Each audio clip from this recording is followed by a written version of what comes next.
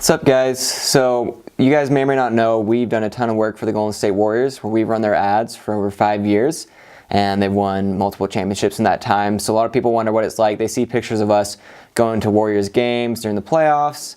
We get to go, in the VIP clubs, in the hall where Steph Curry shoots his three-point shot before the game, all these different things.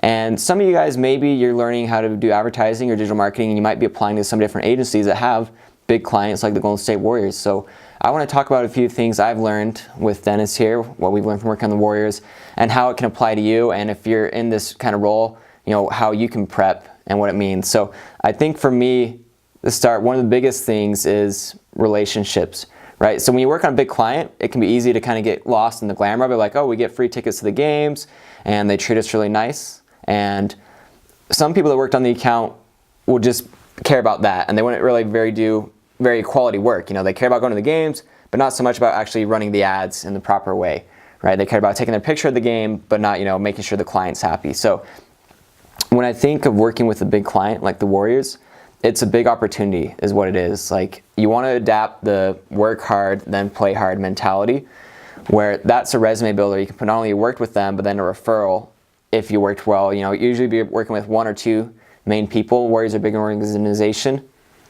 And it's important to make a big impact on those people. So for me, the biggest thing was strengthening that relationship so that I can use that, in the future.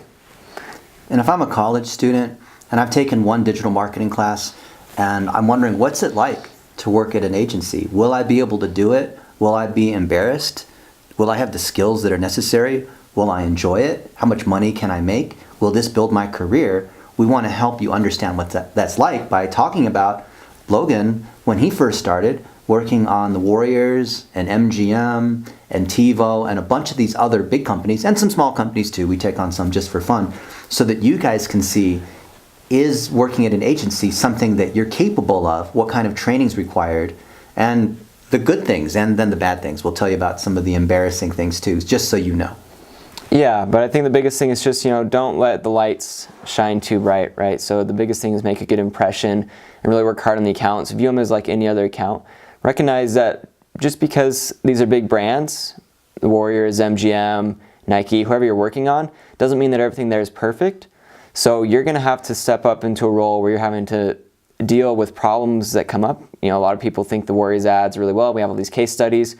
But on the inside, there still may be challenges with creative or office politics, different things. I have a LeBron James sticker on my laptop. LeBron's actually my favorite player. I wasn't really a Warriors fan before working for them, right? So I can never take my laptop out in meetings that we have with them. We usually go up to San Francisco once a month during the season. So it's important to, take notes by hand, still do your due diligence while you're there. And simple things like Logan said, when you're working with the bigger companies, it's actually easier than working with a small company. Like, a lot of you guys might think that it's higher pressure when you're working with like a Nike, but what I found, and Logan can tell you and other folks on our team can tell you, it's all about the relationships. And the more money they pay, the less they expect.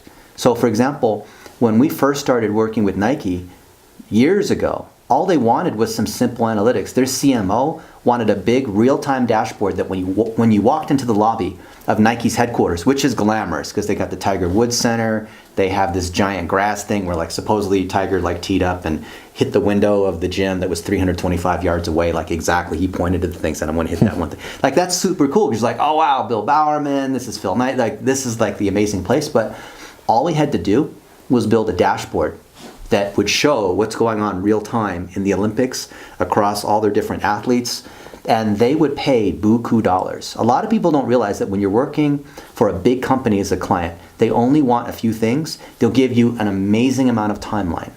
They're friendly, it's easy to work with them.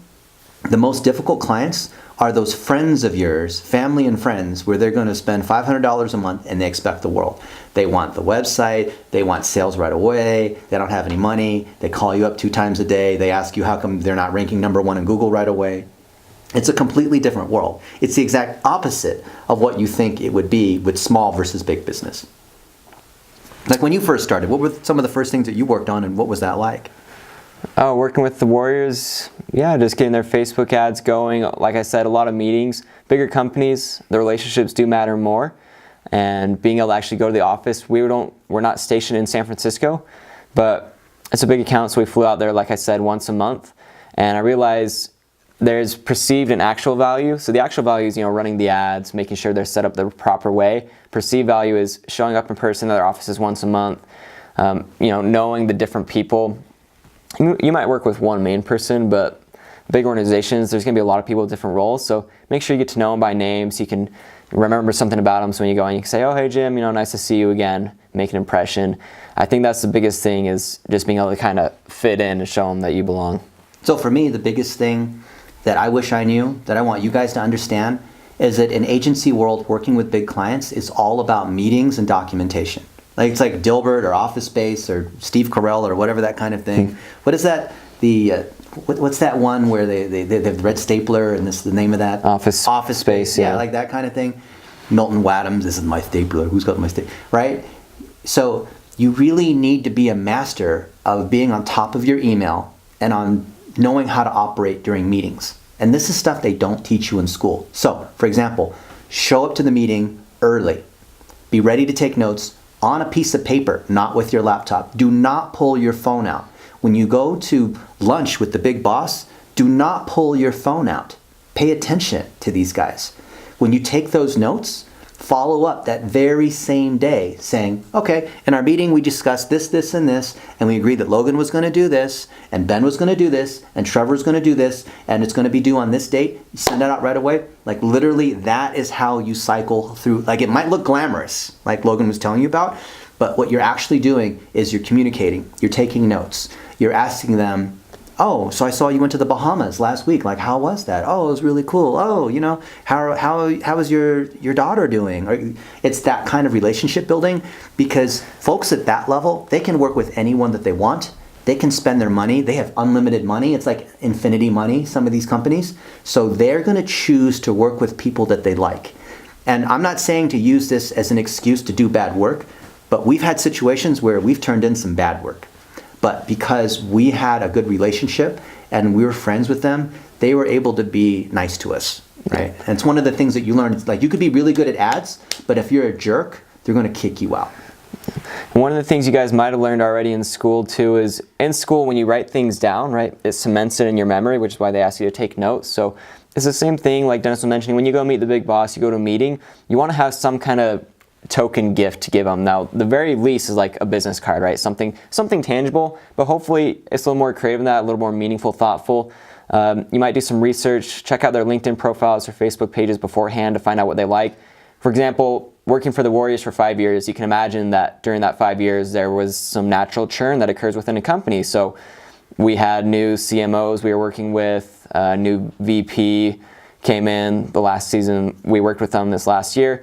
So as new people come in, you want to make a good impression.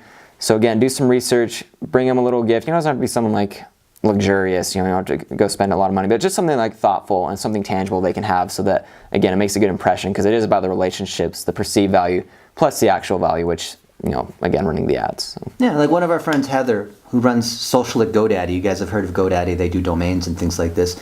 Prior to that, she ran social media at Infusionsoft. And I knew prior to that, she was a police officer and she served in the Air Force. And when she was a police officer, she had this sweet voice because she was a female. And so some person that she arrested said country time, and that was like the phrase, and then they kind of got around the department. So one day when she was at Infusionsoft, we used Amazon Prime and we sent her a giant canister, like a 5-pound powdered thing of country time lemonade, right? And that thing might have cost us like $11, Amazon Prime, free shipping. You can include a free little gift note like, Heather, so much, I hope it's country time all the time, right? Or whatever.